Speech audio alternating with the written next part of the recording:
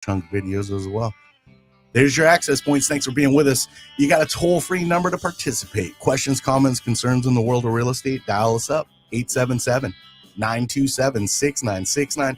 The first voice you'll hear is the melodious tones of our producer extraordinaire, Jimothy. How are you, my brother? I'm doing mighty fine. Johnny, how are you today, bud? Awesome. Happy Father's Day weekend, my friend. Thank you, and you as well. Thank you very much. Let's go ahead and get a starting lineup on this Saturday morning. And a happy Father's Day weekend to Ross Komarinetz with Brightway Insurance, Juno Beach. Ross, how are you? I'm doing well. Good to see you, man. Nice to see you as well. Great to have you on a Saturday. Thank you. Of course, our fearless leader is with us. Told you for 11 plus years, he runs a top producing Keller Williams team. Keller Williams Innovations. You find the Florida Home Pros team. Happy Father's Day weekend to Jimmy D. Jim DePola, how you be? Thank you. Happy Father's Day, everybody. And hope you guys, it looks like it's going to be an okay weekend. We'll see. Yeah. It looks patches of awesome. Let me tell you, last night, I could not, I was going to watch a movie last night. Yeah. I could not because that lightning storm, oh my gosh, that drew your attention. It was better than a fireworks, like a major fireworks. And the thing is, the lightning lasted a really long time. You could almost count. You know how it's just like a millisecond. The lightning was I'm not talking like the long stringy lightning. I'm talking about like a flash that would come straight down and it would last like 2 seconds. Oh wow! Right, and the colors, because of the clouds, they're and I'm colorblind, so they're my colors, right? Right. But all the colors were different than what I normally see. Ooh, periwinkle. Yeah, the greens. Yeah. And, it was pretty amazing. So anyway, it was pretty amazing. I don't care if it storms like that again today. That was total entertainment time. I get hooked on that stuff too. So you're looking at the water, right? Yeah, If the storm's coming on the ocean, it's oh beautiful. My gosh! I remember I used to visit every summer, and my grandparents lived in Fort Pierce on South Hutchinson Island, and their condo situated. You could see the Indian River, and man, when the storms would come up the river, as they'd say, we'd just sit on that porch, and my gosh, I could, even as a kid, sit there for hours and just be mesmerized by it. Yeah, so it's pretty amazing. It's awesome. It's pretty amazing. So really enjoyed. I hope the weather holds up for everybody on this weekend, for whatever festivities you're going to have. Mike Rao will be back. Speaking of dads, Mike Rao will be back next Saturday. Awesome. He's had a much-deserved 2-week vacation, so he'll be coming back, and we'll be talking to him about a lot of stuff.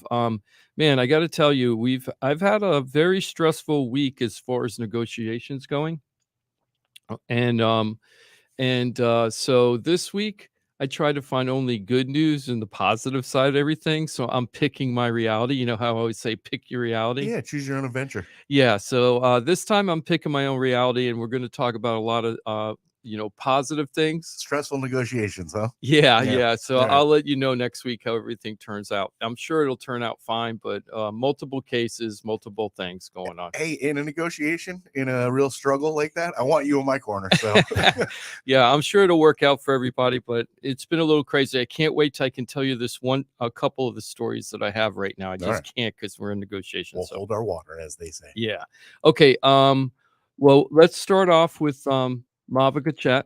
Mava is a new person on our team, and she's going to be doing another open house for us on a new house, and I'm excited about that. Excellent. We're gonna start with Mava right now. Yeah, let's go ahead and start with her right now. We also have Chris on hold, and he's a first-time home buyer. He had a question for the show as well. So take it in. Let's see. Let's go ahead, Chris. If you could just hold tight, I really want to talk to you. But Mava is on a tight deadline for the open house, so we're going to do Mava first. Excellent, okay. Mava, welcome. You're on Florida Talk Real Estate. How are you this morning?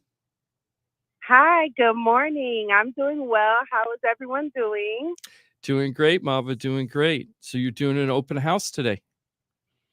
I am. I'm doing an open house right here at 715 Glen Ridge Avenue, and that's Glen Ridge Drive, and that's in West Palm Beach.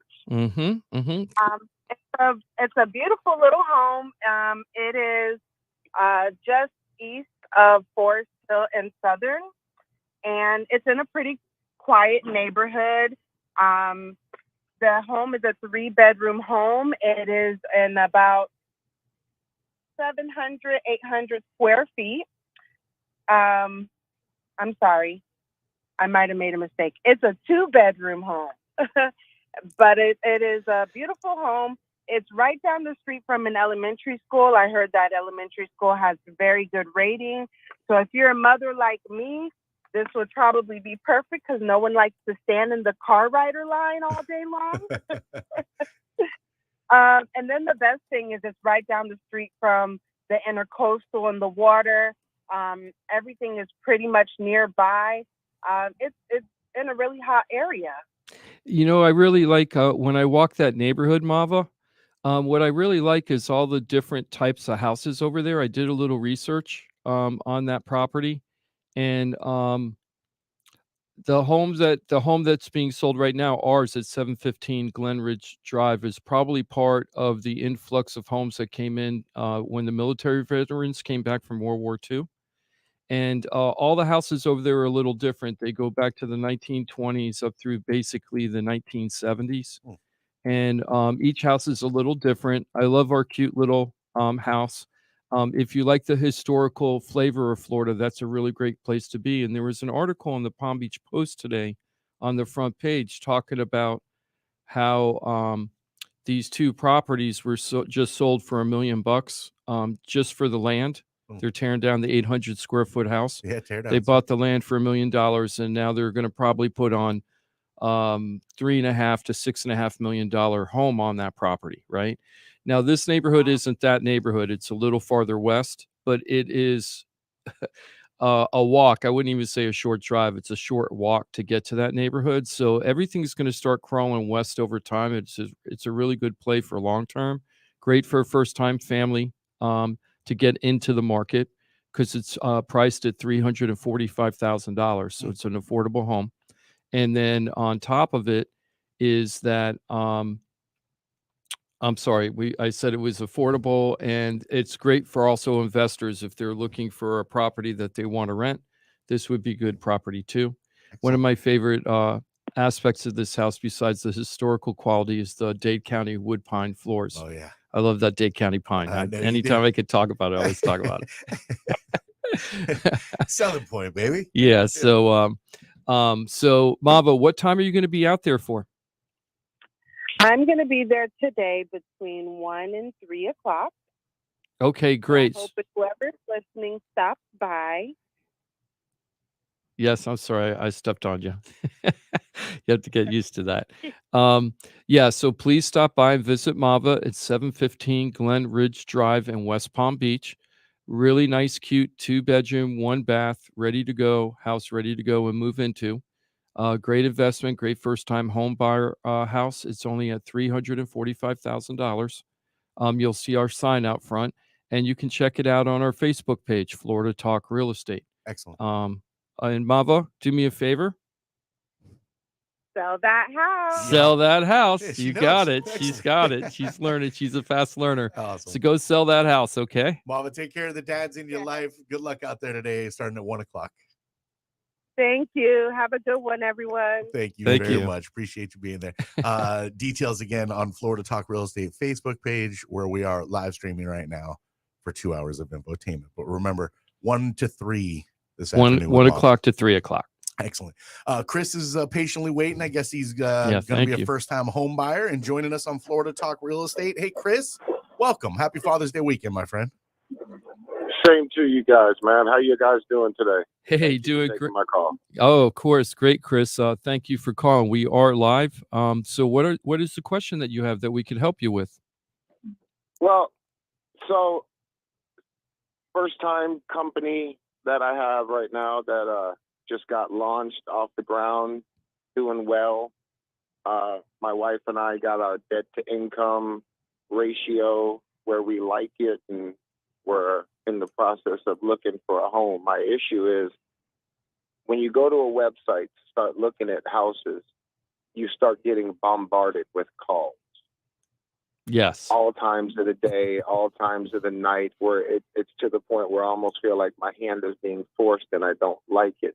Mm-hmm. Is there an avenue? But then listening to you guys just a second ago, I just learned you guys almost answered my questions. I know I can go to your Facebook site and I can check things out and get information. I don't think I'll get bombarded if I did that. I don't know. Just I'm in the process of looking. Just don't like to feel like I'm being forced. Can I share something with Chris real quick, and then I'm gonna let you kind of address it? Sure. So, Chris, I'm not really super aggressively in the market right now. So we sold my mom's condo some time ago, and we're going to be putting my home on the market, the one we've been in 10 plus years, and then looking to do like a multifamily unit. Just the timing hasn't been right. My money's not right. So, but we've had a search set. Jim got me all set up with a search in my parameters, what I'm looking for, my specific desires that we're looking for. And this search has been up, so I can kind of have an idea what's available in what I'm looking for when I'm really ready to strike. And it's going to be a little bit of time, but this is set for me. I look at homes all the time, and I don't get bombarded with anything. And I'm not mocking you in any stretch. Right. But the difference is I have an MLS search specifically set up by Jim for my needs. And the only thing I'm quote unquote bombarded with are my search results. And even when I click through them, I get no other spam. I'm going to let Jim address it, but I know there's an easy fix where you can still be looking at lots of properties and not have the same experience. I probably have a couple hundred people right now, Chris, on our MLS feed with their own private custom-made searches that they can change, that they can go into the MLS and change the parameter. Let's say it's like, you know what? I'm making it up. I don't want to live in Coral Springs anymore, right? And you take that part out, right? Or, hey, I didn't know about this neighborhood. I want to find out more about this. Let's add that. You can do all that on the MLS as if you're a realtor and do it for free and just do it on our website. We don't bug you a lot through that process unless you're a serious buyer and you really want to go out there and buy right now. Then we're there to assist you if you want. But it gives you access to everything at your time frame too. You can either have it where all the new listings come to you that meet your criteria every week. You could do it immediately, every minute, like anything that comes up immediately, just like I like it. Yep. I want to know right now because the market inventory is so low, as you know. So as soon as new properties in my parameters pop up, boom, it's in my email box. At the same minute, I have you set on immediate. Yeah. So there's no delay. But if you're the kind of person who's like, I don't want to be bombarded with emails, then you can train it to say 1 week, every other week, every month. I wouldn't do that right now in this market if you're a serious buyer. But if you just want to kind of know what's going on, why get the thing immediately if you have no need? You just want to know what's going on in your neighborhood. We have a lot of sellers on our search engine, on the MLS that's just wants to know, hey, I want to know everything that's happening in my neighborhood. The active, the pending, the sold, the expireds. For the same reasons, they're looking to get involved in a transaction, right? Well, they just like knowing what their house is. It makes them comfortable to know what's going on in their neighborhood. So they don't really have any needs, but they'd like to know later. There's like, hey, maybe I want to do a refi. What's my house worth? Well, if you've been studying that for a year, you know pretty much exactly what your house is worth without having a professional there. At least ballpark. Yeah. So, Chris, what websites are you using right now? Unfortunately, Chris dropped off. Yeah, we lost him, but I know he's listening, and he can always go to floridatalkrealestate.com, get more information on our Facebook page, or join us back again live, 877-927-6969. And if Chris is like most buyers, he'd be using Ross. Well, Ross, you have access to the MLS. So do you go on the MLS all the time, or do you use the other commercially available websites? I use the MLS. Yeah. Okay. So, but average person, 85% of buyers, whether they have a realtor or not, are going to go online and look for websites. And the great majority of them are going to like Zillow, Trulia, Realtor.com, all those companies, and looking at them. They're very user-friendly. The information, I have to be fair, has gotten more accurate over time. When we first started the show, some of those sites, it was ridiculous. Now they're a little tighter, but they still have wild variances. And I still get calls. I got calls three times this week from investors hunting for properties that called me on houses that were sold years ago, literally years ago.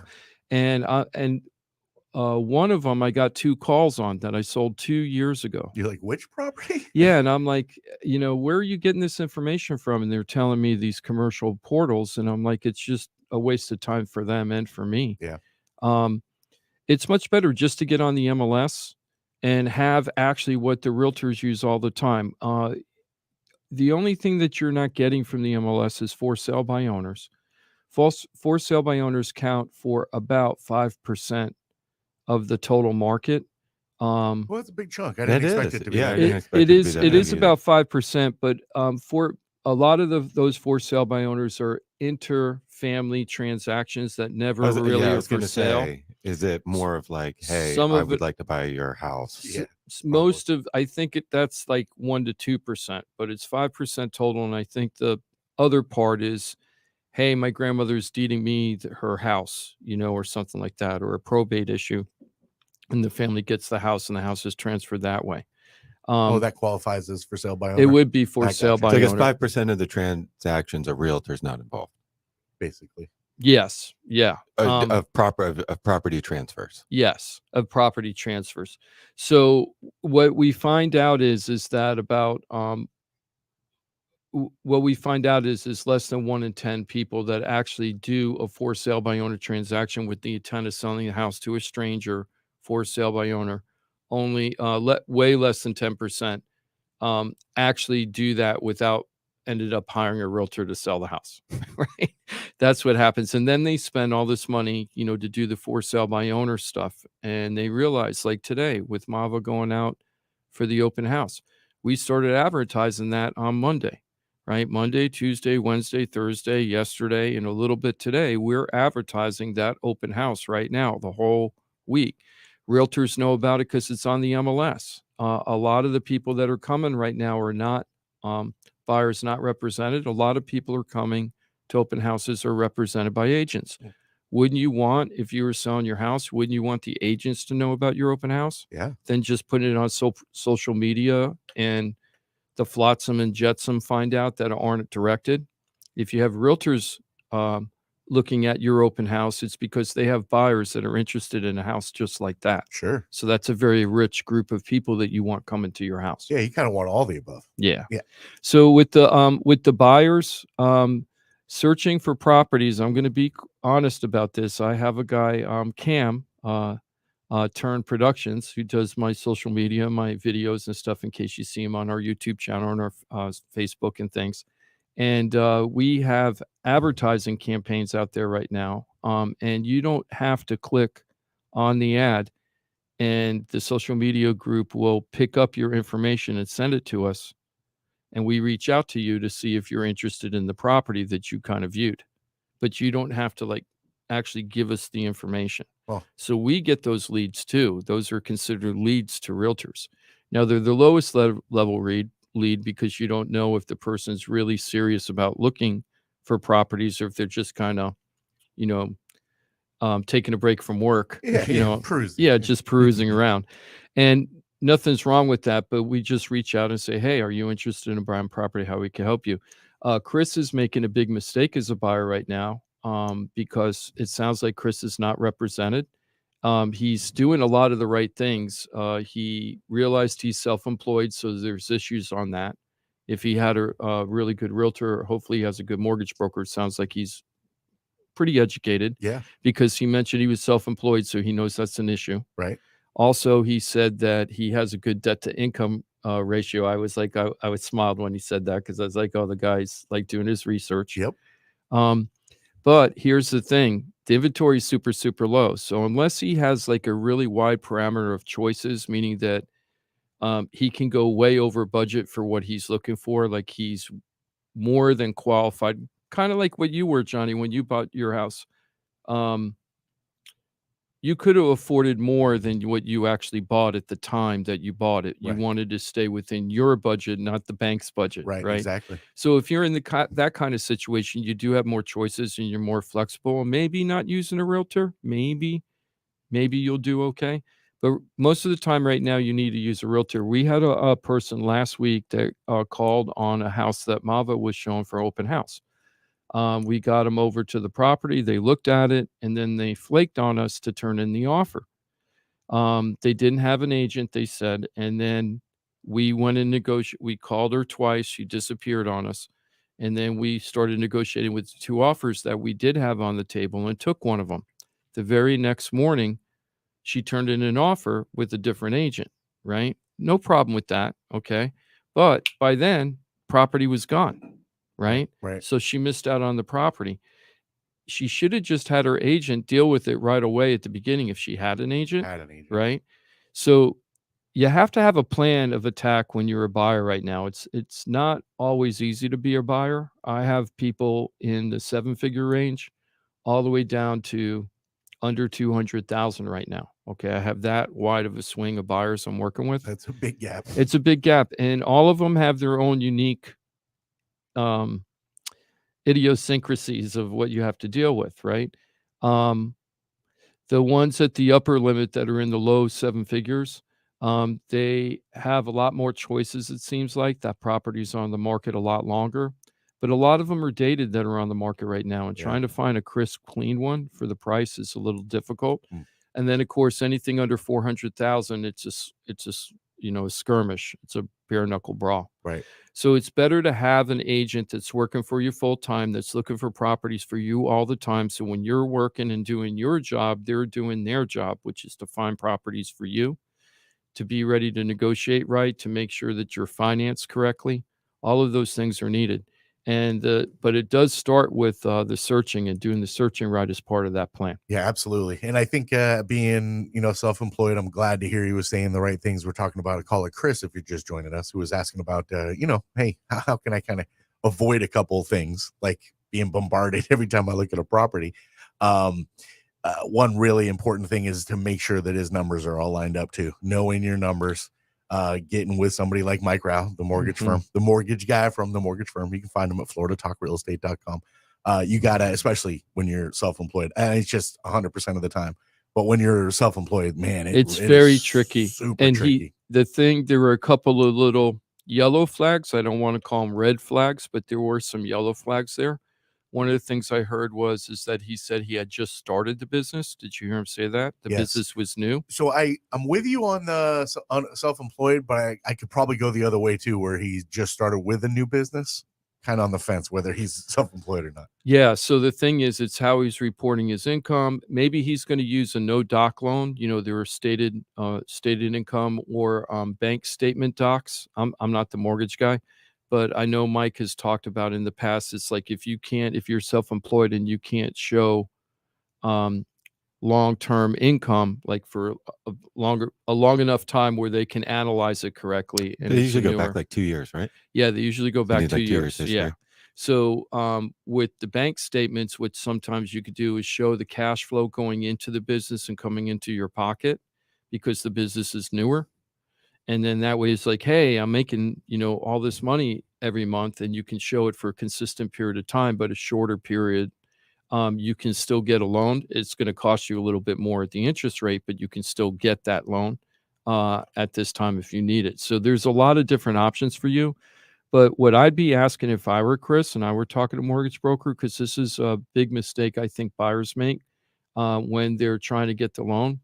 They're so desperate to hear a yes sometimes, and that they don't ask any questions that could maybe be a no, because they just don't want to hear it, and then they can get in pretty deep and then find out they can't get the house. And that's a big issue. So sometimes what I would do if I were I am self-employed. So I've asked Mike, okay, because I'll be buying a house later this year myself. So I asked Mike, this is the kind of house I want to buy. How much income do I have to report? Because I want to make sure that I could afford what I'm searching for. So he gave me my parameters and everything, but because I was self-employed, he had to do a lot of extra stuff. Right. So things I asked Mike was, well, what would screw up? Let's say I hit that number. Is there anything else that can screw it up? That would screw up a loan. And asked him all these questions of what would kill the loan? What would be deal killers? What are the loan killers? Right? Yeah. And a lot of people don't want to do that. They don't want to know that. Right. And you need to ask those kind of questions so you kind of know what to expect. Sure. And you're not walking with a blindfold on, for sure. Yeah. FloridaTalkRealEstate.com. You can get answers, all the answers, and get a team of pros in your corner. That's FloridaTalkRealEstate.com, your one-stop real estate shop. And remember, on YouTube and Facebook as well, find Florida Talk Real Estate. And we live stream on a Saturday, every Saturday when we are live on Facebook and YouTube. You can join us toll free at 877-927-6969. You want to do a little reset and get back into it? Yes, sir. On the back end of the commercials, what we're going to do is we're going to talk about. Remember those assumable loans that we talked about, and I had a customer that has a assumable loan. Right. We'll just leave off on this 2.5% interest rate. They only have about $350 left on the loan, right? The house is for sale for $675, right? We're in contract. So we offered that 2.5%, $350,000 loan out to the buyers where they could just take that deal and then pay the difference in a different loan. Sounds like a pretty good deal, right? Getting the 2.5? Maybe, yeah.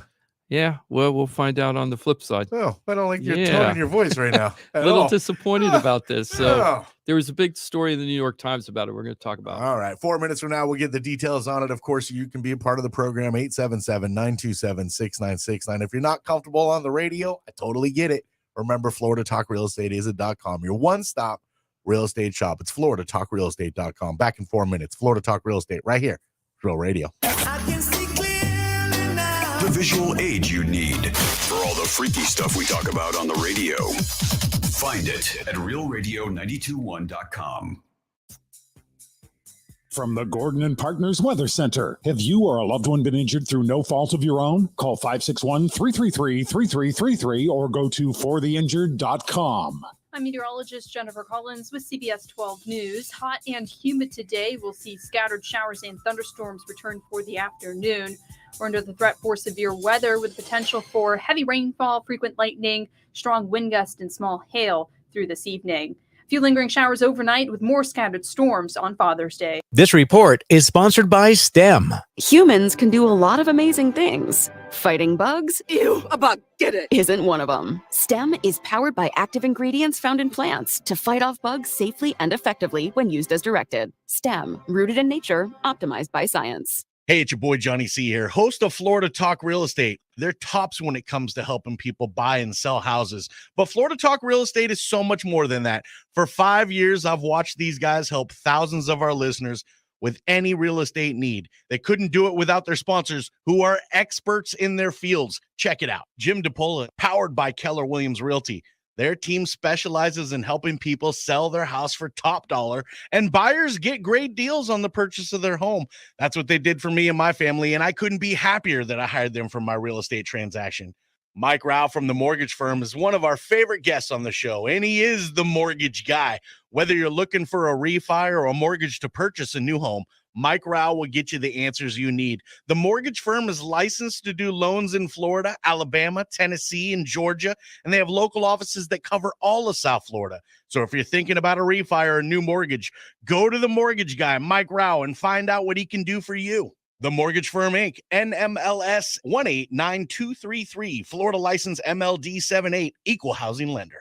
The law office of Paul A. Krasker has been specializing in real estate law for nearly 25 years and has the professional team you need.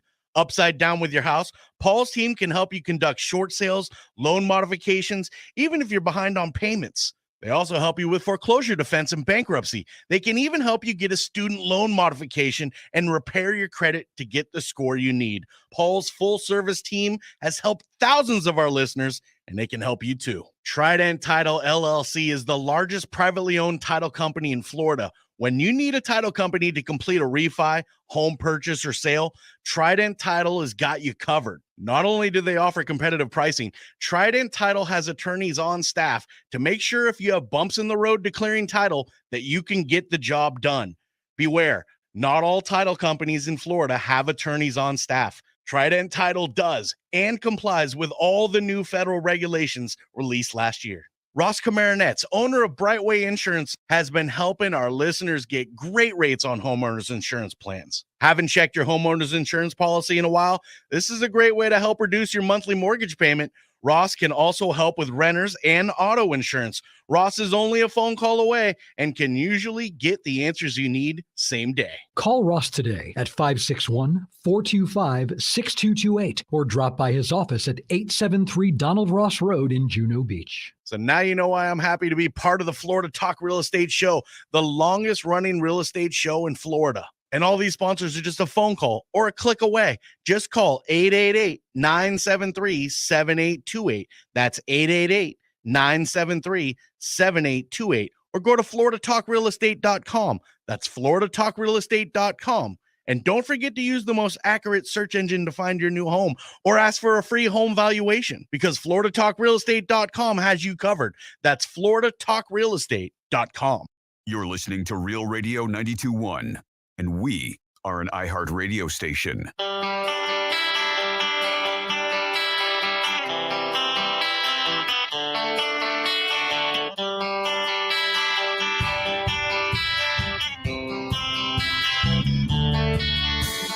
This is Florida Talk Real Estate with Jim DePola and Johnny C. Got a question for the show? Call us live at 1-877-927-6969. Happy Father's Day weekend. Thanks for being with us. 2 hours of infotainment is what we offer you every Saturday, 9 until 11.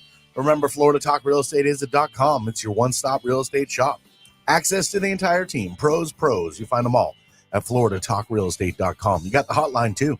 You can call it. You find it at the .com, 888-973-7828, answered by a live body 24 hours a day, 7 days a week. You can call us during the show as well, 877-927-6969. If you have questions, comments, concerns, you'll talk to Jimothy first and foremost. Hey there, my brother. Hello. Good morning, gentlemen. Good morning to you, and happy Father's Day weekend. Happy Father's Day weekend to Ross Komarinetz with Brightway Insurance, Juno Beach. Happy Father's Day to you, too. And happy Father's Day to all the fathers out there. That's fantastic. Dad, we love you. We love you. And all you get is the big piece of chicken, according to Chris Rock.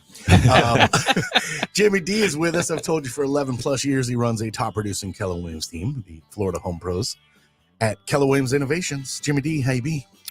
I'm doing well, Johnny. I'm doing well. I'm just trying to pull up something about mortgage rates right now, and I'm on Bing instead of Google, and I hate it. Good for you. I want to say hi to Bill and Peggy, who are two of my newer clients through the radio show. They are out in Wyoming, and I got their selfie of being at that. I can't remember what it was called, but thank you for sending that. It was cool. That's awesome. I've been watching the emails going back and forth. I wanted to stop by their house. I've never heard of this before. They actually it was such a cool idea, and I wanted to go. They had an open house because of all the renovations they've done on their house. They've done, over a period of a couple of years, I've watched on social media, all these changes on their house, redoing the kitchen and the flooring and everything that they were doing, the roof. And then they had an open house just to let everybody come see their house. Not that they wanted to sell it. Isn't that cool? Yeah, they crossed the finish line. They're pleased with it. They're like, come party. So it was a really bad weather day that day. Terrible. And I got there. I did drive. It's right around the corner from you, Johnny. So I happened to be in the Wellington area. So at the end of my work day, it was a couple Saturdays ago. So I knew I'd be showing properties and ended up in Royal Palm Beach, Wellington. So I figured I'd just stop by, but it was pouring out. And when I got there, and I was a little late, when I got there, it seemed like there was nobody in the driveway or anything. So I was like, I'm gonna pass. Let me not be. But I want to call her when she comes back and say hello. I know that she was calling for insurance stuff for you, right? Is that what she was calling for? Mm-hmm. So hopefully all that's going to work out great. I'm sure it will. Yeah, I got it all finalized the other day. Yeah, great. I wanted to talk about the interest rates today, and now I'm on. Hold on. You got to wrap up our story too on these assumable loans. That's why I'm trying to get to the interest rates. I'm sorry. All right. So here I am. 6.5. I'll throw it out there. Is that right? 6.6. Nice. Okay, just bear with me. Yeah. Well, actually, so here's good news. We were talking about we wanted good news this week. Good news only. Interest rates basically stayed flat now for 2 weeks in a row. We went down 0.02. That's negligible. But better to go down than to go up. And we're at 6.69. Our high for the year was 6.79, right, for the whole year. We started out at 6.48 in January. We're at 6.69 in June, almost a half a year. We've been pretty flat this year. That's what I've been saying. We've been a quarter point up or down pretty much. Feds didn't raise the rate last week. So we didn't see really a big, I know it's not directly correlated, but we didn't see anything happen with interest rates as far as going up or down. I think I saw some headlines. They said that inflation in May slowed to 4% increase. Tremendous slowdown. one report. They know that, how they reconfigure them later too. So who knows? They might change it. But right now, the way it says. Yeah. Oh, believe me, I read it with like the most cross of eyes. I was like, yeah. So what it's saying is, and that's part of the good news. And we're going to, let's get into that. Let's talk about the interest rates first. You talked about them not raising rates. So I'm like, they might not need to, because it seems like it, quote unquote, is working. So. So we'll see, but we'll get to that, because I promise. So the interest rates right now, 6.69%. Okay. So we have a house that we have on the market. It's under contract now. You could get an assumable mortgage with this house, right? You could buy the mortgage with the house, if you will. It's a 350 mortgage at 2.5%, right? They've already there's only 27 years left on it, roughly, because the family has got the loan 3 years ago, right? So it's a 27-year loan, 350, 2.5%. We're offering the loan with the house.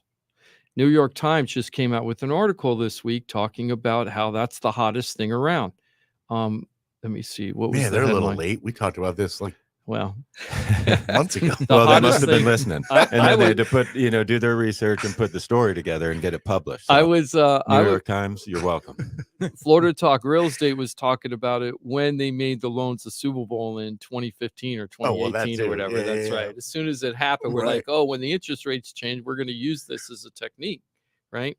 So here's the thing: the hottest thing in real estate is a loan from 2 years ago. Real estate agents are pushing sub 3% mortgages as an amenity, just like marble countertops or a view of the mountains. See, I don't like the way they word that, pushing it as an amenity. It absolutely is. That is a huge get if you can get that. Yeah. And so now all loans have been assumable, or there's a small percentage that Thank you. You're setting the foundation. Thank you. So let's set the foundation. So it's FHA, VA, and USDA loans are assumable. Okay. Now with the VA loan, you have to qualify. You have to be a vet. You have to qualify for VA benefits to get the VA loan. So it can only go VA to VA. VA to VA only. So that's a little harder to find. You got to find the VA person that's going to meet with the VA loan, and they like the house, right? And they agree to price and everything else. The FHA and USDA, you just have to be able to qualify for one of those two loans. And as long as you can qualify for the loan, you can just assume the loan. The bank will do that. And what we did is we asked the family that was selling the house, to reach out to their bank, and the bank said, yes, the loan is assumable.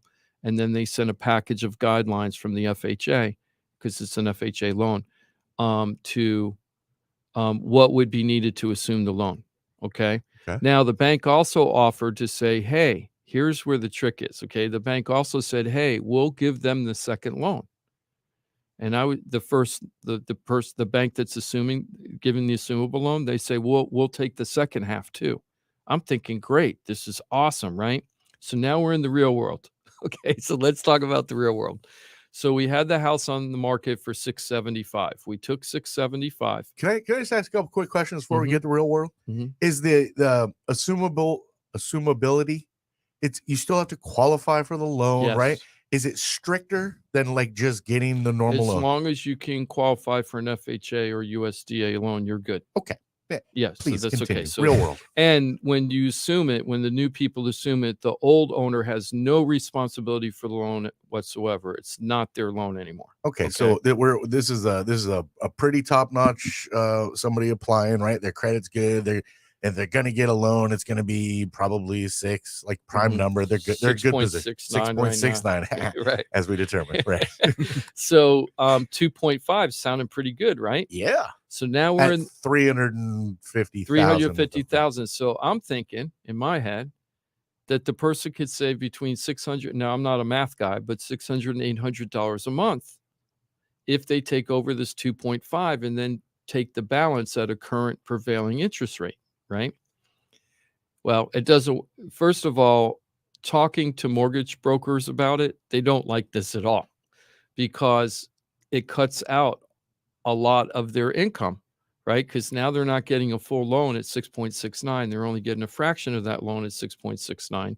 And the other stuff, they're not getting profit participant profit participating in anyway. So Right. they don't like that anyway. Okay. And here's another question real quick, just because I have to ask, and you may not know the answer to this. Is it like two separate bills? You get one bill at the 350 at 2.5%, and then another at whatever your rate is for the remaining balance? It's just like if you had a second mortgage or a HELOC. So it's two home mortgages, equity line of basically, credit. It's two mortgages. Gotcha. Yeah, that's how I was like, it's all coming together. It's just a second mortgage. So I'm interested mortgage. to see where that interest rate is now, because it's a second. Right. It's not, you know. Right. So I did Whose it. position first? So I did The it. Well, the assumable. assumable would be Assumable's the first. Yeah. assumables first. Okay. Okay. What that means for people that don't understand, when there are liens on the property and mortgages or liens, normally most people have one mortgage, and that would be the lien. But if you have two mortgages, right, then if something bad happened to the house and people need to get paid, who's going to get paid first? And what that means is the person that created the loan first is first position, and then the second loan would be done afterwards. That would be in second position. So because it's in second position, Ross, they're in a lot more risk in case the house goes into foreclosure, because there might not be any money left after the first mortgage is paid to give to the second mortgage. So second mortgages are always a higher interest rate. Well, you just used a word I don't like that kind of knocks out maybe an advantage. You just said higher risk. Banks don't like higher risk. Right. So what we found out is from these buyers is that they chose not to use the assumable loan. They're passing on it because, listen to this, the second mortgage for the balance of the 675, right? 13%. Oh. Yeah. So they said so the no. bank was like, we're not taking any risk. You're going to take So 13%. That cuts the whole 2.5. And my mouth dropped when I heard they weren't going to use it. And But you said it was the same bank, right? well, no, it wasn't this. Here's a couple of things. It wasn't the same bank. The people, the buyers went to their mortgage broker to try to do the assumable and get the second mortgage. I think that if they went directly to the other bank, I have a feeling they would not be charging 13%, but I don't know. What's the prevailing interest rate on a second mortgage right now? I really don't know, Ross. I'm being real with you about that. I've heard it's been anywhere from 8 and maybe up to 13. I don't know, but I know it's like probably in the 8s or higher. Really? But you would think if it was for the second mortgage. You would think if it was the same bank, though. So you're positioning the risk a little bit differently if it's the same bank, because it's all your risk versus being in a second position behind another bank taking the risk, right? If it's just the same bank, it's all the same bucket of risk. Right. And we went through this during the last crisis. And what happened in that time was, I'm talking about 08, 06 through 08, if you will. The bust. We had a lot of people that had second mortgages back then. Because when did. I was doing short sales, we'd have to short sale with two banks, meaning we negotiate with both banks on behalf of the seller to get them to agree to walk away from the debt. It was the trendy thing to do, to strip out all your equity. It was what everybody it felt did like it. Everybody was doing They it. were stripping out their equity to put it into other properties. That's what they were doing, right? It was just a deck, house of cards or deck of cards or whatever you call it. So it was pretty crazy. So it isn't as common to have second mortgages right now, and people have a lot of equity in their houses where they could have the second mortgages, but you don't see it very much, right? So, well, they pretty much threw the brakes on HELOCs in the last year too, right? Well, not the brakes, but really pumping the brakes. That's what I'm hearing. I don't know if it's true or not, because I had a couple of people reach out to us just over the last month who were talking about HELOCs, and I'm like, I think a HELOC would be best for you. That's a home equity line of credit, which is almost like a revolving credit card on your house. Based on your equity. Based on the equity. So let's say you have $150,000 equity and the bank will give you $80,000 as a line of credit. You can get at it. The money's just sitting there. If you use it, you have to pay interest on what you use. You can pay it back like a credit card and then bring the balance back up to 100%. And they also have the right in certain times to take that HELOC away from you if they feel that your credit is too leveraged or something, or the economy's bad. They'll shut off your HELOC, right? And it turns basically into a second mortgage at that point because it's locked in. But they only cost a couple $100, several $100s to get a HELOC compared to a second mortgage, which is thousands. Right. So a lot of times it's better to do the HELOC if you could do it, and that's what you're looking for. If you're trying to grab cash from your house, put on a new roof or something, HELOC is a really good way to do that. If your bank will do it, if you can, right? Yeah. So why is the New York Times putting on the front page about these subpar interest rates and using assumable mortgages? So I was talking to Ross off the air about this. It seems like what would be best for those subprime mortgages. Let's say you're looking to go buy a house and you have a huge down payment, right? You have 300,000 plus for the down payment. Well, finding a house like this would be a great benefit, because if you need to go get a loan for 350, and let's say you're putting down the 325 and you need a 350 loan for the balance, right? And you can go outside to 6.69, or you can get this for 2.5. That's a slam dunk. Yeah. Or if you were buying cash, let's say you were planning on buying cash for 675. Well, maybe you take the assumable mortgage and take a 2.5% interest rate because it's such cheap money. Yep. And then hoard your money, right? And then and not pay cash, right? You take the mortgage instead. That feels like an easy decision. So there's still benefits to the assumable mortgages. So, but they're not for everybody, is what we're finding out. And I really would have loved for that buyer to go to the original bank and see if the bank was going to get a better interest rate than that. I really wish I knew that answer. Yeah, I mean, I did a quick lookup, and it looks like, about, between 7 and 8% for a second. Mm-hmm. So, I mean, what would be the difference? It's just a second. Right. Well, what do you mean 7 or 8? 7 to 8% for a second mortgage. Well, when you're looking online, a lot of those don't include certain costs and points and stuff involved in that too. Well, it shows the rate and then the APR with the points and the upfront costs. That hasn't been my experience of the people that I've seen lately. I've seen them in the 8s for sure, not the 7s. So we'll see. Heard 13s. Yeah. Yeah, 13. When I heard 13%, I almost fell out of my chair. That's insane. And I was like, that's what a hard money lender charges. And a hard money lender, they're not basing it on your credit. They're basing it on whether the house has enough equity. And if it has the right amount of equity, they'll give you the loan anyway, regardless of your credit, because they know there's so much equity. If you fail on the loan, they're going to make a huge profit. Sure. So they take a huge risk, but there's a huge profit as a safety net, potential use profit. And those people charge 13%, right? And interest only. So every month you're paying the loan, but you're not paying any principal. So if you keep that loan for 2 years at 13%, you've paid no principal. You got to pay the principal off in full when you close. Whew. Yeah. Hopefully that house is appreciated more than 13%. Yeah, exactly. So it's great for flippers. Those private hard money loans and private money loans are great for flippers. I've used them a lot. When I was doing them, they were 13 to 15%. I used them all the time. They're great. I'd keep them for 4 to 6 months. Even though I had a year or 2 year balloon payment, I keep them to 4 to 6 months while I'm rehabbing the house, and then when I sold it, I paid it off. Yeah, right, just like that. And it's better to do that than to come up with all the money. They're giving you 70-80% of what you need in order to do the deal.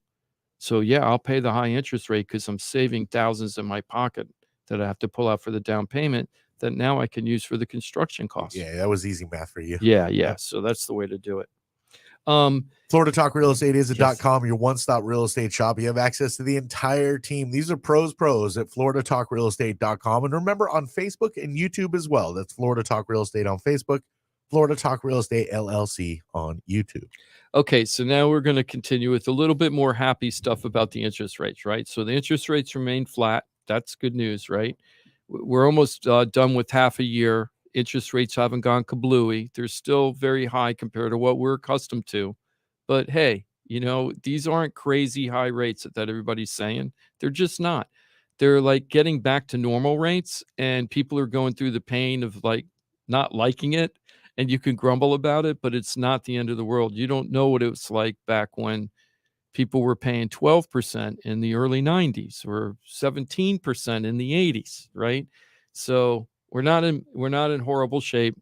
I'm not saying it's all roses and unicorns and butterflies. I'm not saying that either, but it's not the worst market we've ever seen or anything. It's still an okay market. I wish we had more inventory to give the buyers a little bit more edge, but hey, it is what it is. Yeah. So here's some other things. The CPI, the Consumer Price Index, and the inflation reports last week.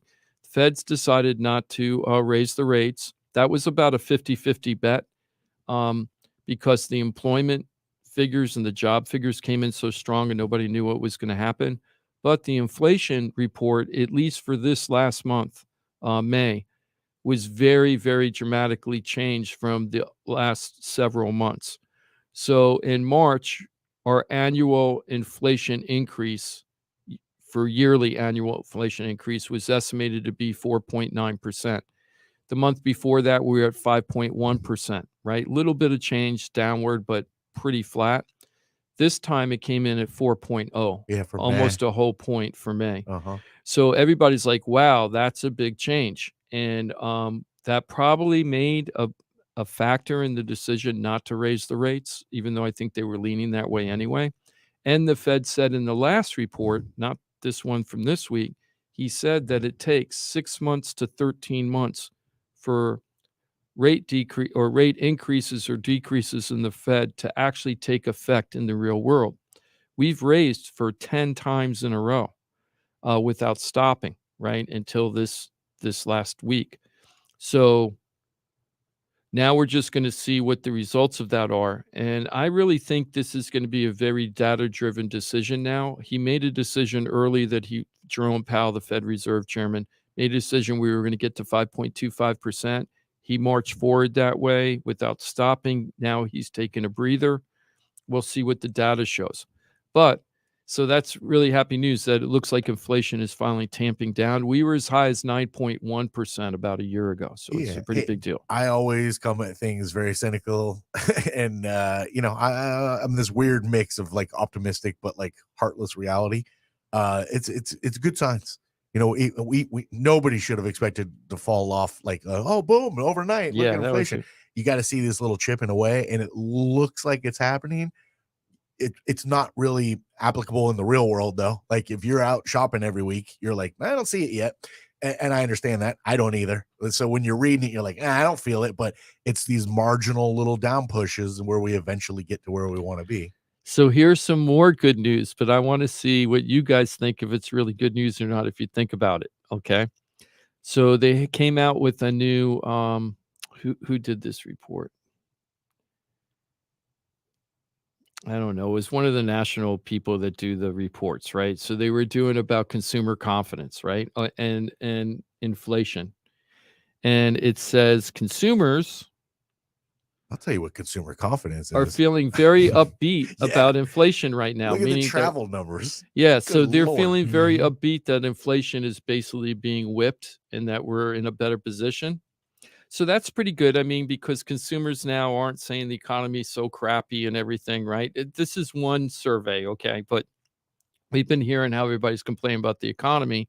And now we're getting some people that are saying, hey, after 18 months, they're like, hey, I can see a light at the end of the tunnel for inflation. Well, is that a good thing? There's not much you can do, right? So you're like, oh, stock market crushing, housing market crushing, like job numbers doing good. Like, how do you say, oh, the economy sucks? Like things are expensive. Suck it up, buttercup. Like you can't say the economy sucks. And if you do, people are looking like, come on, man. Really? Well, here's the thing. This is what got the first thing that I saw. And again, stock market has nothing to do with the economy. It's all about confidence, right? Yes. As you noted. Yeah. The only thing that stock market, I think, deals with the economy on a Main Street level, not Wall Street level, is people's 401ks. And when they see those 401ks go down, it does probably psychologically, gets them very worried about their future. And that's normal. Confidence. It's no different than Wall Street. They just do it in milliseconds, right? Regular people are looking at their stuff a little longer term. But this is the part I don't like, that the consumers, and I'm a positive guy, but I don't like that the consumers are feeling pretty good about inflation, because doesn't that mean that they're going to go out and spend more money? Yep. Yeah, but They I never mean, stopped. Jim, they haven't stopped. So Yeah, what? Yeah, You almost like you're implying that they stopped. Yeah. yeah, exactly. that's what it means to be a So, good citizen. You got to go out and consume. That's it, Yeah. baby. It's Oh. to fight the efforts of knocking down inflation, right? Yeah. We'll fight you, Jerome Powell. So there's almost 1 in 10 people surveyed compared to last time that say they feel way better about inflation now than they did the last survey, right? Last month's survey. And we're So, not doing 1 anything in to 10. help. The spending Yeah, does so- not help. So anyway, pick your reality. I'm happy. They're happy, right? Pick your reality. That's the point I'm trying to make on this, right? You know what you said, the housing market's good, but there's a lot of people that are like, oh, the housing market's terrible, just because it's not 3 years ago. Right. You know? Yeah. But so I guess if you're somebody who's trying to crack in as a buyer at say 350,000 for Bare a 3-bedroom knuckle.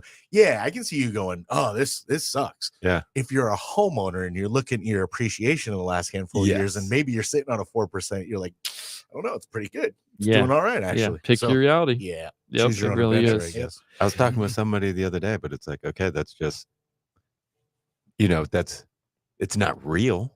Right. All of your appreciation isn't real until that money's sitting in your bank account. That's it. You That's know, what I always love to So- say. You want to know what your house is worth? Well, sell it. Sell Find it. out. Yeah. Ex- It only matters when you're trying to refi or sell it. That's the only time Yeah. it matters. Exactly. Yeah. So the people worried about these very short-term fluctuations happening on the market, and they have no interest in selling their house at the time. Who cares? Oh, I guess if you're trying to get a new property insurance, it might matter too, huh? Yeah. Yeah. Well, Sorry. But value doesn't matter though. Value doesn't matter, but that inflation does with construction costs and things like that. Ooh, But- yes, it does. Well, talking about construction costs, let's go ahead and take a break. And on the flip side, we're going to talk about a developer. By the way, developers are happy too, not just consumers. And we're going to talk a little bit about that. But there was local news down here where you can get a single family home for basically 450,000 brand new construction. You don't see that very much for single family, maybe townhomes, but now developers starting I'm hoping that this is a trend that developers are getting smart and trying to build real affordable housing for people. And this might be one of the first forays into it. So I'm looking forward to that. So we're going to talk about that on the flip side. yeah, that is interesting. That number is what's really most Good. Well, interesting. we'll talk about that. That'll be awesome. Beautiful. If you'd like to be a part of the conversation, I'll give you a toll-free number. You can dial up right now. Quick 4-minute break, 877-927-6969. You're more than welcome to join the program. We're going to have another full hour for you. Of course, always remember Florida Talk Real Estate is a .com. FloridaTalkRealEstate.com is your one-stop real estate shop. Access to the entire team. I'm talking pros. These are experts in their field. They work wonderfully together and have for many, many years. Find them on Facebook and YouTube as well. But FloridaTalkRealEstate.com. You need to know it, use it, love it, and share it. Back in 4 minutes. Great to have you with us every Saturday. Happy Father's Day weekend from Florida Talk Real Estate, Real Radio. No one gives a big warm hug like us when you need it. Come on, get in here. Tell your smart device to play Real Radio 92.1 on iHeartRadio. What? Hey, it's your boy Johnny C here, host of Florida Talk Real Estate. They're tops when it comes to helping people buy and sell houses. But Florida Talk Real Estate is so much more than that. For 5 years, I've watched these guys help thousands of our listeners with any real estate need. They couldn't do it without their sponsors, who are experts in their fields. Check it out. Jim DePola, powered by Keller Williams Realty. Their team specializes in helping people sell their house for top dollar, and buyers get great deals on the purchase of their home. That's what they did for me and my family, and I couldn't be happier that I hired them for my real estate transaction. Mike Rao from the mortgage firm is one of our favorite guests on the show, and he is the mortgage guy. Whether you're looking for a refi or a mortgage to purchase a new home, Mike Rao will get you the answers you need. The mortgage firm is licensed to do loans in Florida, Alabama, Tennessee, and Georgia, and they have local offices that cover all of South Florida. So if you're thinking about a refi or a new mortgage, go to the mortgage guy, Mike Rao, and find out what he can do for you. The Mortgage Firm, Inc., NMLS 189233, Florida license MLD 78, equal housing lender. The law office of Paul A. Krasker has been specializing in real estate law for nearly 25 years and has the professional team you need. Upside down with your house, Paul's team can help you conduct short sales, loan modifications, even if you're behind on payments. They also help you with foreclosure defense and bankruptcy. They can even help you get a student loan modification and repair your credit to get the score you need. Paul's full-service team has helped thousands of our listeners, and they can help you too. Trident Title LLC is the largest privately owned title company in Florida. When you need a title company to complete a refi, home purchase, or sale, Trident Title has got you covered. Not only do they offer competitive pricing, Trident Title has attorneys on staff to make sure if you have bumps in the road declaring title that you can get the job done. Beware, not all title companies in Florida have attorneys on staff. Trident Title does and complies with all the new federal regulations released last year. Ross Komarinetz, owner of Brightway Insurance, has been helping our listeners get great rates on homeowners insurance plans. Haven't checked your homeowners insurance policy in a while? This is a great way to help reduce your monthly mortgage payment. Ross can also help with renters and auto insurance. Ross is only a phone call away and can usually get the answers you need same day. Call Ross today at 561-425-6228 or drop by his office at 873 Donald Ross Road in Juno Beach. So now you know why I'm happy to be part of the Florida Talk Real Estate Show, the longest running real estate show in Florida. And all these sponsors are just a phone call or a click away. Just call 888-973-7828. That's 888-973-7828. Or go to floridatalkrealestate.com. That's floridatalkrealestate.com. And don't forget to use the most accurate search engine to find your new home or ask for a free home valuation because floridatalkrealestate.com has you covered. That's floridatalkrealestate.com.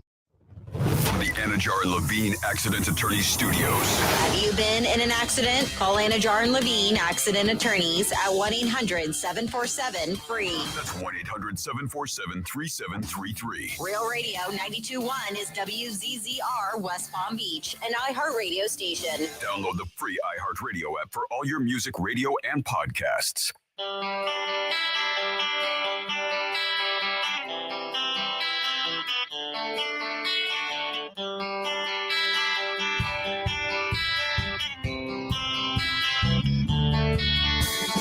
This is Florida Talk Real Estate with Jim DePola and Johnny C. Got a question for the show? Call us live at 1-877-927-6969. 877-927-6969. That's a toll-free way to participate with the program. We got an hour remaining for you on this Saturday. Happy Father's Day weekend to all the dads. Remember, Florida Talk Real Estate is .com, your one-stop real estate shop. Know it, use it, love it, and share it. Thanks for being with us. And if you're live streaming with us, thank you very much. You're doing that on Florida Talk Real Estate Facebook or maybe on YouTube as well, Florida Talk Real Estate LLC. Jimothy, our producer extraordinaire. How are you, my brother? Doing mighty fine. Good morning, John. I hope you, Jim, and Ross are doing well, and you out there as well. Yeah, I think everybody is on board. Yeah, all doing pretty well. At least I hope so. Great to have you mentioned Ross Komarinetz with Brightway Insurance Juno Beach with us on a Saturday. Hello, Ross. Hello, everybody. Good morning. Good morning. Happy Father's Day weekend. And Jimmy D's here too. I've told you for 11 plus years that Jim DePola runs a top producing Keller Williams team. Keller Williams Innovations. You'll find the Florida Home Pros team. Jimmy D, how you be? Hey, thank you, Johnny. I'm doing good. Everybody, don't forget about our open house today, 715 Glen Ridge Drive in West Palm Beach. Mava Gachet is going to be there from our team from 1 o'clock to 3 o'clock today. It's a really nice historical neighborhood in downtown West Palm Beach, but it is not an historic home, so you can renovate it as you want without any restrictions from the city, other than building codes. Of course. So go out and check it out. Mava would love to see you over there. 715 Glen Ridge Drive. Check it out on our Facebook page, Florida Talk Real Estate. Speaking of Facebook and YouTube, we have a lot of people on right now, listening, watching. Thank you so much. Wanted to say hello to Robin. Haven't heard from you a while. Saying hello to her. Of course, Joyce, Johnny C's mom, my mom, Peggy. Oh, Peggy actually caught us for a little bit of the show. I don't know if she's still here, but while she's in Wyoming, she came in to say hello. And PF, while we were talking about the assumable mortgages, I think this guy might be a mortgage guy, but he could, based on what he's putting in the notes, but he says that sometimes you can take the assumable mortgage, get the second amount of money and roll it all into one mortgage. Okay, so you could do the assumable and get the second, roll it in and turn it into one. I bet you that's if you use the lender, right? If you use the lender for the first mortgage, but I'm guessing. But thank you for that comment. And Mike, happy Father's Day to you. He's saying, Mike A is saying hello to everybody and happy Father's Day. So thank you so much. Okay, so we were talking about developers. We were talking last segment about how consumers are super happy. Interest rates are flat. Inflation seems to be slowing down, not going away, slowing down. So they're pretty happy. And now developers are pretty happy too right now. Developers are very bullish in West Palm. We got Stephen Ross right now putting huge amount of money into the square, which used to be called City Place. I still call it City Place. I can't help it. And then they changed it to Rosemary Square. And now it's just the square. Now it's just the square. It's like, make up your mind. Just make up your mind. Yeah, exactly. Right? Layer, yeah. Layer shark. So, but anyway, they're sinking hundreds of millions of dollars. I think it's 300 million. Into the square right now, which is awesome. I drove that whole neighborhood to the north of the square for about 2 hours yesterday. So that's all. Wait a minute. So we're going like basically Okeechobee north, right? Is that where we're at with the square? We're like Kravitz north. Is that what we're doing? Yeah, north of Kravitz Center. Okay, right. So you have the square. Okay, and then just north of the square, east and west, very blighted. Okay, it's very blighted over there, just like the square was very blighted. And they went in there, eminent domain, and then turned it into the square, which was probably a good move for the city for the tax base and everything. Sure. But it didn't lift up to the north yet. It didn't really spill over to the north part of the square. So if you actually walk the square and you start going north, you leave the square and then you just go into a residential community. Yeah. Roll them up. They're sinking over $1 billion in that area. I drove north and south on Tamaron yesterday. I have not done that since I was a crime reporter, God knows when, 15 years ago. Very brought back a lot of memories because there haven't been a lot of changes out there. I was very depressed to see how little Those old change. buildings are cool, though. They are. There's some cool ones, and there's a lot of infill buildings. You could just see that they tried so many times where people you can almost look at the structures, go, oh, here's the 1990s when they tried to do a regentrification, because they have like a 1990 house next to these 1920 houses that are falling down, right? Oh, here's some houses in 2003, right before the crash, right? These nice cinder block homes with the more modern structure sitting next to a house that's abandoned and being eaten by Formosa termites, right? Right. Still a lot of blight out there, a lot of people hanging on the streets that shouldn't be hanging on the streets. A lot of people passed out on the sidewalks and stuff. I'm being real. Yeah. I was a little, parking over there while I was taking notes on each of the properties I was looking at. People were wondering what the hell I'm doing there, that kind of thing. So there's $1 billion being pumped into that area right now. A lot of money. So I have, I'm always looking for investment deals out there. That is going to be the next big thing that's going to happen down here. It's probably going to be on the, if the economy holds tight, and they can get through the whole development process that they want out there, it's going to be as big as Meisner Park or Rosemary's, not as big as Rosemary Square money wise, but close. Well, so the pockets are deep enough. You nailed it, though. The conditions have to stay right for them to keep spending the money, so they don't hit the eject button somewhere. What's the timeline on that? Do you have any idea? Well, Jeff Green is supposed to be doing something on Banyan. It's called Quadrille, and it's a $250 million project. Is that part of the billion that you're talking? Yeah, that's part of the $1 billion, and it's probably more than $1 billion. I got up to 800 million and stopped counting because I didn't get everything that was done in that area. Right. But Jeff Green's doing a $250 million project. It's a mixed-use project, so it's going to be condos, tall buildings, condo, restaurants, and office space all together, right? Then there's another $100 million luxury apartment complex going up for rentals, right? $100 million for a rental complex over there, right? The city and the county and the state have already put, if I'm not mistaken, they've already set it up for a Brightline station there, so that's not messing around. The Sunset Lounge, which is under a lot of controversy right now, it's an historical lounge from the 1920s and 30s. Used to bring in all the biggest. It was during segregation. It was for blacks only, and they used to bring in the biggest acts you can think of all over the country. Go in there. It was just really powerful nightclub in South Florida. Oh. They're reviving it now. It's under controversy, but that's going to turn into a really big thing. They're trying to turn that area that I'm talking about into the next Clematis Street. And that's what they're talking about is they want the next Clematis Street to be there. So they just want another arts and entertainment district area. They want the new Clematis Street right by Clematis Street. Yeah, they want to just keep it going. And there's so much need they feel because of businesses coming down. And they need places to eat and cool things to do. And they've got money.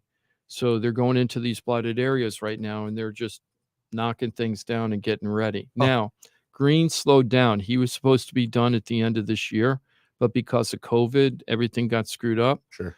Then we heard that he isn't acting as fast as maybe he could, which is a reputation that people say about him, about his projects, that they don't follow through all the time. That, there's a lot of factors going into developing. Like we were saying, when you're committing it to a project that might take 3 to 5 years to build, what happens if the economy changes dramatically in the middle of that process, and it could just crush you? Yep. So I don't really have any complaints about these billionaires deciding when they're going to break ground and stuff, because they have a lot of risk.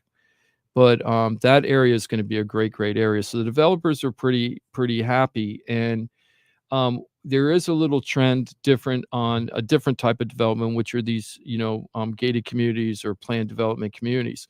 Minto Homes was in the Post just recently because they are coming up with a new offering in Westlake, which is our newest city. I think it was from 7 years ago. I think it's the 39th city or 38th city in the county.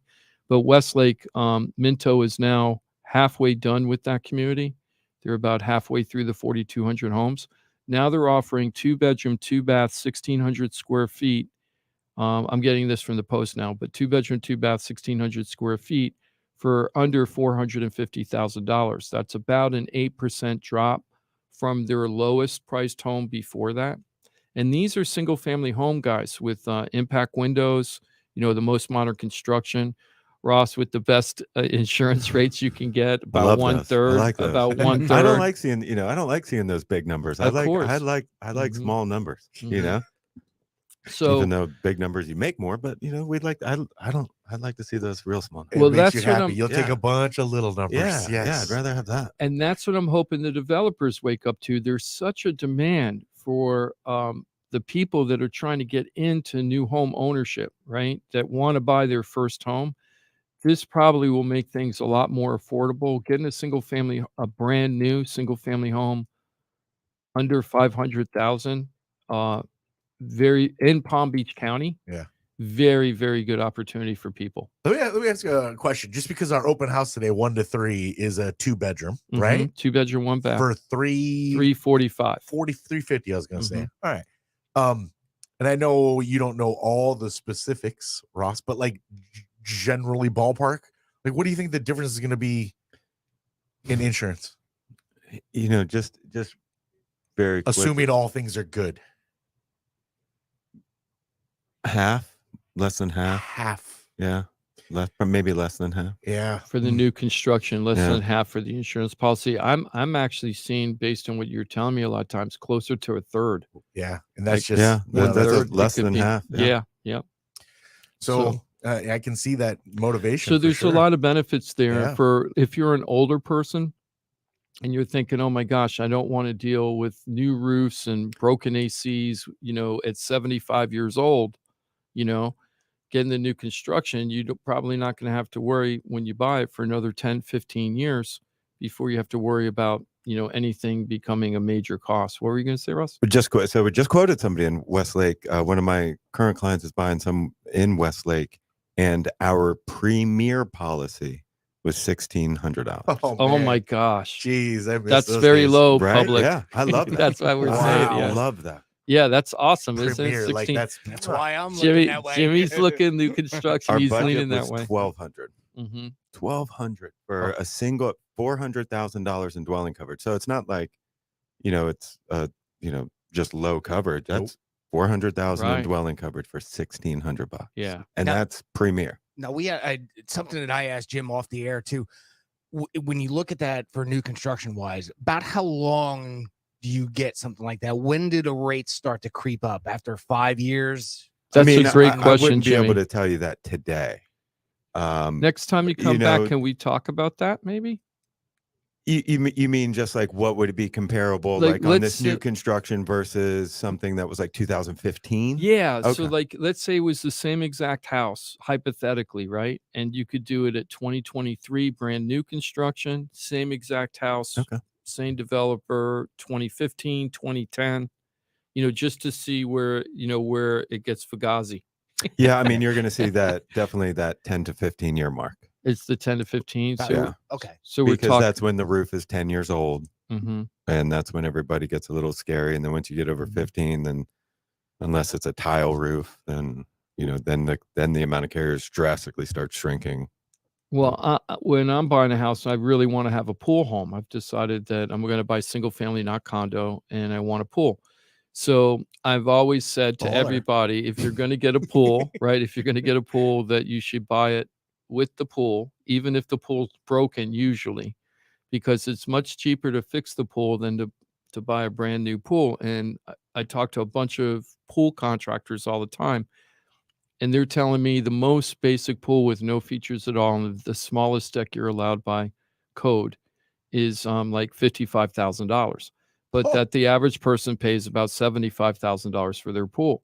But then if you put the screen enclosure in, or you get any other upgrades and things like that, you could be easily looking above the 75,000. The 75,000 is basically what people going into see the basic, and then they bring it up to 75. So the 75 is kind of the basic in a way, right? So then I was thinking I'd rather buy the older home with the pool in it instead of buying, because I was looking at new construction too for the same reasons Timothy's looking. But then I was like, then I got to put the pool in. And that's going to be expensive, and it's going to blow out my budget. And I don't know if I want to do that. Well, if I decided I wanted a smaller home, like a 450 home, right, and I wanted a 2-bedroom, I thought I would get minimum 3. Maybe at 450, I might buy a 2-bedroom home that's 1,600 square feet and put the pool into it.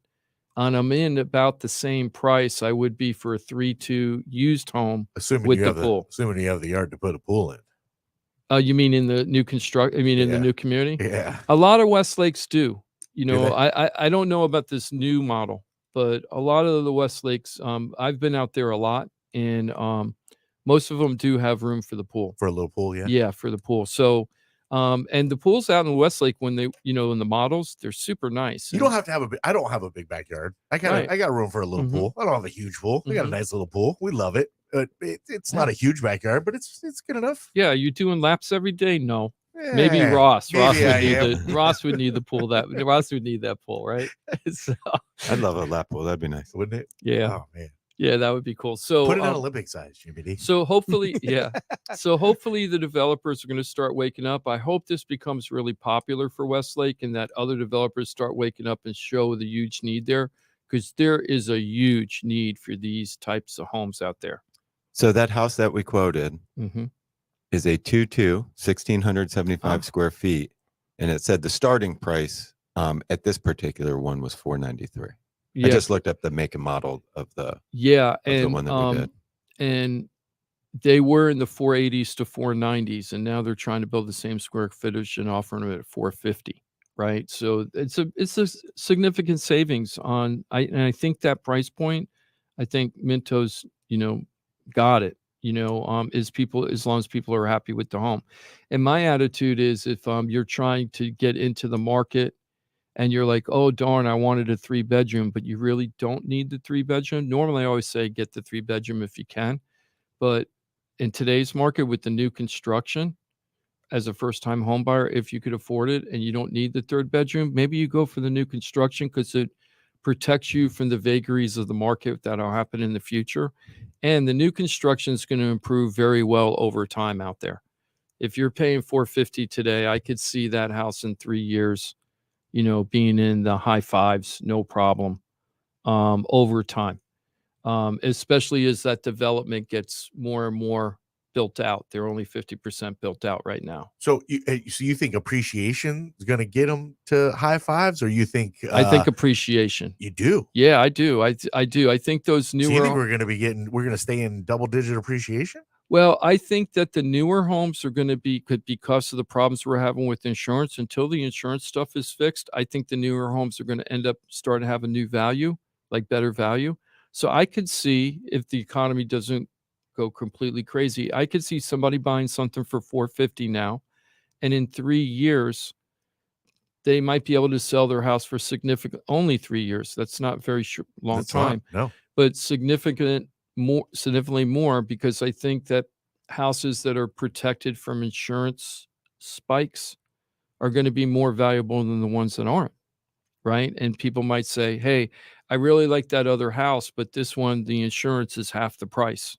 Yeah, well, no, I can get that. We're talking about appreciation, though. Well, more people will want it, and then that way you can get the higher prices for it. That's why I'm saying maybe the demand. might not appraise for that, but you think you might be able to get it. Eventually, it will appraise, because as more people pay that price, then that becomes the appraisal. It sure does. Yeah.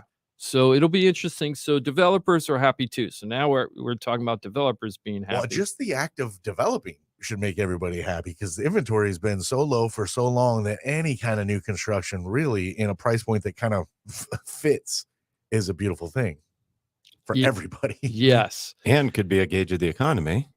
Could be. Huh? If they're going to be building homes, then, we had that kind of huge pause of new construction for a long time. That's the one thing I didn't like about what I read in the couple of reports I read, to talk about this segment.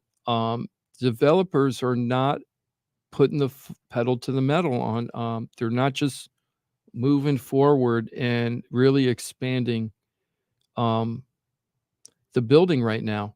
They're going to continue building, but they're not going to build at the level needed to meet the demand right now. And I've been at a lot of new developments. Remember last week I went house hunting with some customers. I'm going out this week. We're going to be looking at new construction again. I've been talking to a lot of the developers again for these buyers. And one of the developers used to only do things where you would book your house and it would be built 9 months later. Okay. And it gave you a lot of flexibility. So you can turn an extra bedroom into a den. You could do all this like flex stuff, right? They call them flex rooms. And now they said to me when I was out there last week, they were like, nope, we don't do that anymore. We just build the house, and then the buyer comes and then picks the house that's already built. Right. We built 3 models and that's it. Well, or whatever. We decided to build this model, and instead of having the den, we decided to do a bedroom on this. And then maybe down the street, they did the same exact model, but kept the den. Right. So difference is closet in the type of door. Right. But they chose, right. One, they built out, they extended the house and had a smaller screen enclosure that we looked at, and then it was available to buy. And then down the street, same exact model without the extended, with the bigger screen model. And their attitude is, this is what you're getting, pick which house you want, and here's the price. You're not going in there with the custom build. What drove them crazy was the supply chain problems. Yeah. So you never knew when the house was going to be built. I asked all the developers when I go by, so what's your parts that you're missing this week? Remember last year was sliding glass doors? I don't know if you remember that, but back then we were like, oh, you can't get sliding glass doors. You can't get them anywhere. So some of the developers were getting so frustrated that they were telling the owners, hey, you could wait for the sliding glass doors. We don't know when we're getting them. Or we can get your house CO'd. Put French doors in. And we'll put French doors in, and a lot of people go, like, give me the French doors, right? So now they're getting smarter about that, and they know they can't guarantee. So the parts that they're missing right now is the handles to the sliding glass doors. Can't get them anywhere. Oh, good. Right? That would drive me crazy as a developer. Build a whole house, right? You can't get the CO because there's no handles on your sliding glass door. Wow. So I think that's kind of funny. So, well, it's as Ross noted, a good indication, as maybe the economy, how things are going. But to tie it into the conversation you were talking about, like Jeff Green and Stephen Ross and these big developers, they kind of, they don't have this haste when it comes to, because they're gauging the markets and they're spending, and they're really they weigh a lot of risk. just like with these, new construction contractors, I think they do the same thing ultimately, right? And they don't want to be left holding the bag. Yeah, right? they got burned. It's almost like they have post-traumatic stress syndrome with builders, in my opinion, because they went through that terrible, terrible crash in, 06 through 08. Terrible. I mean, just devastating, but it was devastating for everybody. But, I think Wall Charles Street. Barkley would say it was crazy and knucklehead and terrible. I haven't heard that one. That was terrible. But terrible. Terrible. That was terrible. But what happened is they did have the crash, but everybody had the crash. Stock market bounced back. It was like, they brushed it off after a while and they bounced back. New companies came in, the banks got strong again, right? We even started creating new ways to make money called crypto, right? Which was just made up out of the air from nothing, right? And that became, but the developers, they were so shell-shocked through everything. They didn't ever get back to levels that we needed, not above levels. Just to put it in perspective, last year we had like 3,400. Oh, I don't want to say this wrong. I'm going to give you numbers, but it might sound wrong, and it probably is, but the ratios are right. Okay, so let's just go with that because I can't find the article. But last year we had like 3,400 homes sold, like new construction or something, right? Then it went down. The year before there was 4,000, but during the boom it was 11,000, right? So when I say the boom, the last boom of 03 through 06, it was 11,000. That was like crazy town building. It was like too overbuilt. No demand wasn't there if it wasn't for the fake mortgages. But then when our economy healed, the developers never caught up to what was needed, and now we're very far behind. We're like 3 to 5 years behind on new construction bills needed for our, for the United States. So I wish that the builders would, and the problem is the builders, in order to protect themselves, they can make higher profits for the luxury homes. They make a way higher profit.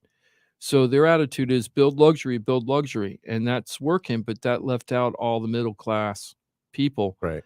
And there's such a huge demand for that. When I was growing up down here in the 70s in South Florida, in Broward County, there were all these pretty big developers that were building homes.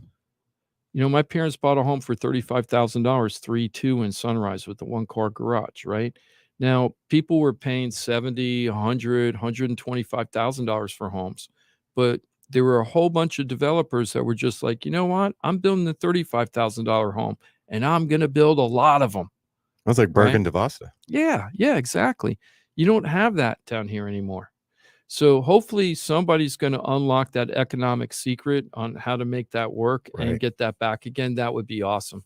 But it is a big deal about new construction. When you're buying a house today, if you can afford new construction, it's actually something to stop and think about and say, what are the benefits? I know Jimothy's doing that right now, and there's so many benefits to the new construction versus resale, especially at your time of life and everything. Sure. You're not a young kid that's just coming in as first-time home buyer. Absolutely. Yeah. And finding where you want to live, if you want to get off of Zoom roads like I do, type thing.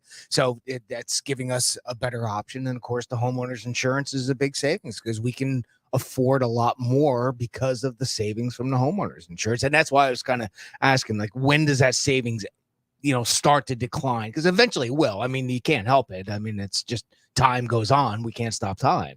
So, just having that ballpark idea, it's a possibility and an advantage. Yes, absolutely. So, why don't we take a break? And then on the flip side, we're going to end the show with the top ranked most fun states. That'll be fun, right? So I told you.